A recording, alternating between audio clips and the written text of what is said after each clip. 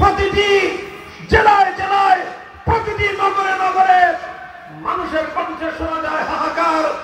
গুম খুনের এক স্বর্গরাজ্যে পরিণত হয় বাংলাদেশ। এই দীর্ঘ 15 বছর এদেশের প্রতিটি জনপদ মৃত্যুপুরীতে পরিণত হয়। কল খালি হয় শত শত মায়ের, হাজারো বাবার বুক খালি হয়। এদেশের মানুষ এক নতুন নির্যাতনের মুখে পড়ে। এভাবেই চলতে থাকে বাংলাদেশ।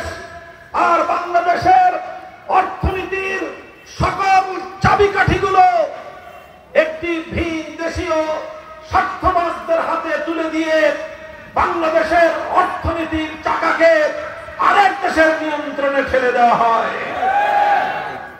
এভাবে একদিকে বাংলাদেশের মানুষের ইচ্ছা এবং অভিপ্রায়ের বিরুদ্ধে কার্যক্রম পরিচালনা করে বাংলাদেশের অর্থনীতিকে পরনির্ভরশীল করা হয়, আর মেগা প্রকল্পের নামে মেগা দুর্নীতির মাধ্যমে বাংলাদেশ থেকে হাজার হাজার কোটি ডলার অবাধে লুটপাট করা হয়। বিভিন্ন দেশে বেদম করা করে